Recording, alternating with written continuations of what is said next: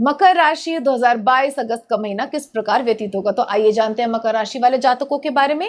उससे पूर्व भी मैं आप सभी को विदित करा देना चाहती हूँ कि हम जो राशिफल लेते हैं वो चंद्र राशि के हिसाब से लेते हैं, तो कृपया इसे सन साइन से कंफ्यूज मत कीजिएगा। तो आइए जानते हैं मकर राशि वालों के लिए ये महीना किस प्रकार व्यतीत होगा। तो मकर राशि वालों के लिए हम देखते हैं काफी लोडेड फील कर रहे हैं। पहले तो ये मानसिक लोड उतारने की बहुत जरूरत है, नहीं तो इतना लोडेड फील करेंगे, इतना फ्रस्ट्रेटेड फील करेंगे कि अकारण ही गुस्सा करने लगेंगे किसी पे भी। छोटी छोटी बातों पे क्रोध आएगा, छोटी छोटी बातों पे चिड़चिड़ाहट होगी, कई बार अकारण ही रोने का मन करेगा, कई बार अकारण ही किसी को सुनाने का मन करेगा, अश्रु निकलने लगेंगे। बहुत लोडेड है रिश्तों की तरफ से, जॉब की तरफ से, नाना प्रकार के एंगल्स जो हैं लाइफ में, हर जगह से आप इतना क्लेश अपने मस्तिष्क में ले चुके हैं, इतना लोडेड फील कर रहे हैं कि आपको ऐसा लग रहा है कि अकेले ही रहने हैं, किसी से बात ही नहीं करनी। पर वहीं मैं आपको कुछ समझाना चाहती हूँ, बात करें, बात करके अपने मुख के द्वार से ये लोड हल्का करें। आपको पता है मेंटल स्ट्रेस कैसे हल्का किया जाता है? शेयर करके। किसी किसी को लगता है कि क्या फायदा है, लोग मजाक उड़ाते हैं। जो लोग मजाक उड़ाते हैं उनसे शेयर मत कीजिए। कुछ एक आधा एक व्यक्ति जीवन में हर व्यक्ति के होता है, चाहे वो माता पिता ही क्यों ना, जिनसे आप कुछ शेयर कर सकते हैं। ये द्वार दिए हैं, ये द्वार हैं हमारे मुख के, जिनसे हम चीजों को बाहर निकाल सकते हैं, अंदर लेते हैं, मुख से ऐसे अंदर लेते हैं। जो मस्तिष्क का स्ट्रेस है वो बोल के मुख के द्वार से बाहर भी निकालते हैं आप। जब उस स्ट्रेस को, स्ट्रेस रूपी कूड़े को आप अपने शरीर से बाहर निकालेंगे बोल के, तभी तो वो थोड़ा रिलैक्स फील करेंगे आप। वो आप फील कर पाएंगे, फील अ लिटिल रिलैक्स्ड। नहीं करेंगे तो अकेले रहने का मन करेगा। अकेले रहने का मैं बिल्कुल एडवाइस नहीं करूंगी आपको। प्लीज बी विद पीपल जो आपके अच्छे लोग हैं, आपके शुभ चिंतक है। नहीं भी मन कर रहा हो डिस्कशन करने का तो भी डिस्कशन कीजिए। जरूरी अगर आपको रोना आता है उनके सामने तो रो भर लीजिए, कोई दिक्कत नहीं है। नेत्रों से स्ट्रेस अश्रु के माध्यम से निकलता है, मुख से स्ट्रेस शब्दों के माध्यम से निकलता है, और कानों से स्ट्रेस निकालना हो तो स्तोत्रों का श्रवण कीजिए, तो कानों से निकलता है। सुगंध लेनी है, नासिका से निकालना है, तो प्रभु के श्री चरणों में रोज मस्तक झुका के बैठिए, प्राणायाम कीजिए। प्राण की नाड़ियों का, जो हमारी नाड़ियां, उसको शोधन कीजिए अंदर से। तो जो स्ट्रेस है वो नासिका द्वार से बाहर निकलता है। ये पहले से ही सब लिखा हुआ है हमारे ऋषि मुनियों की, मन को कैसे स्वच्छ किया जाए, मस्तिष्क को कैसे अंदर से विचारों को शुद्ध कैसे किया जाए। बाहर से तो शुद्ध हो जाएंगे, तो उन्होंने बोला प्राणायाम कीजिए, अनुलोम विलोम कीजिए। प्राणायाम के तो कई विभाग हैं, वो कीजिए तो आपका शोधन अंदर से होता है। जिन्हें नहीं पता था उनको अच्छी चीज पता चली, और जिन्हें पता था वो ये करना शुरू करेंगे, और जो पहले से ही कर रहे हैं आप बहुत अच्छा कर रहे हैं, औरों को भी प्रेरित करें करने के लिए। तो सुबह उठ के पहले आप प्राणायाम कर लें, उसके बाद कुछ समय बाद जाके स्नान कीजिए, ठीक है।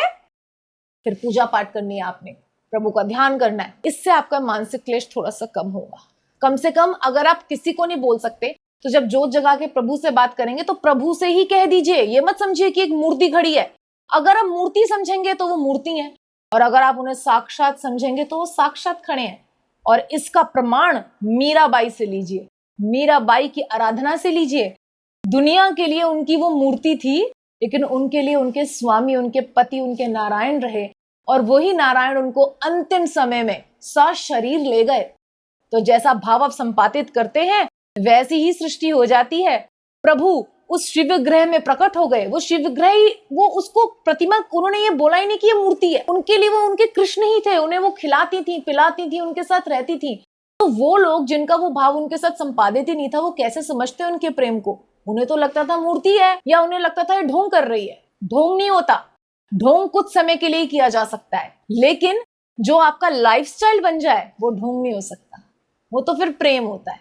अत्यधिक प्रेम से ही कोई जिम जाता है और जाता रहता है जिंदगी भर। अत्यधिक प्रेम से ही कोई पूजा करता है और करता रहता है जीवन भर। तो प्रेम के कारण ही ये सारी चीजें संभव हो पाती हैं। तो अपने प्रभु से बातें कीजिए, प्राण प्रतिष्ठा आप स्वयं कर दीजिए। अगर आप पंडितों को बुलाकर प्राण प्रतिष्ठा नहीं कर सकते, आपके पास धन की कमी है, तो आप अपने भावों से प्राण प्रतिष्ठा कर दीजिए। रोज उनके सामने अपने मनोभावक गीत गाइए, उनके लिए नृत्य कीजिए, उनके लिए स्तोत्रों का गायन कीजिए, उनके लिए भोजन बना के उन्हें खिलाइए, और आप देखेंगे आपको उनकी अनुभूति होने लगेगी, और अवश्य होगी। वो सिर्फ आप पहचान पाएंगे, अन्य कोई नहीं।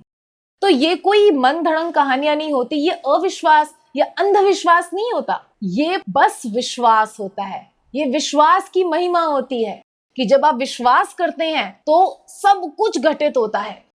हमारे शास्त्रों में शिवलिंग की पूजा सबसे बड़ा सिंबल इसलिए माना गया, उसमें तो कोई अलग से मुख नहीं बनाया गया था। उन्होंने तो बोला कि आप ऐसी एक पिंड बना दीजिए मिट्टी का, मुझे उसमें स्मरण कीजिए, मैं उसमें आ जाऊंगा। तो भाव समझिए भोलेनाथ का, हर जगह कण कण में प्रभु हैं, चाहे आप निराकार माने या साकार।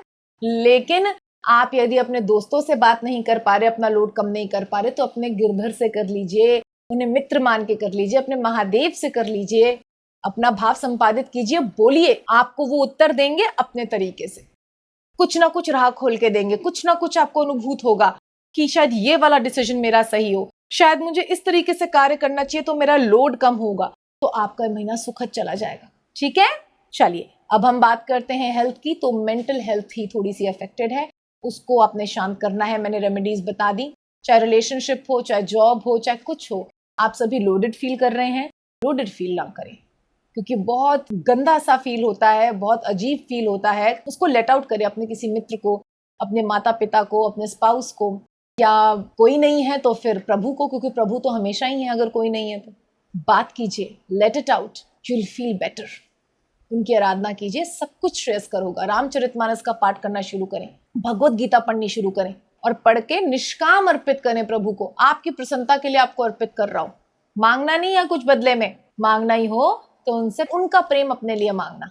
ठीक है, और बोलना मेरे अंदर आपके लिए प्रेम डालो और आप भी मुझसे प्रेम करो, ये बोलना है। तो बाकी और कुछ बोलने की आवश्यकता नहीं है आपको, क्योंकि आपको प्रेम की ही सबसे अधिक आवश्यकता है इस महीने।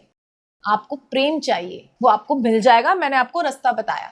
अब हम आ जाते हैं लकी कलर, लकी नंबर पे। तो लकी नंबर निकल कर आ रहा है निसंदेह रूप से 9 and 1। लकी कलर आपके लिए निकल कर आ रहा है येलो। तो रोज सुबह उठ के सूर्य भगवान को अर्घ्य दीजिए, ओम सूर्याय नमः बोल के, और येलो कलर के फ्लावर्स प्रभु को चढ़ाइए, उसकी माला बना के चढ़ा लीजिए, या येलो कलर का भोग खिलाइए। आपका जीवन अति मंगलमय जाएगा। ठीक है, तो आशा करती हूँ आपका महीना बहुत सुंदर जाए। आपने जो प्रेडिक्शन सुना है उसको सुनकर उपायों को अपने जीवन में उतारें, और आप स्वयं अनुभूत करेंगे आपका जीवन कितना सुंदर हो गया। धन्यवाद।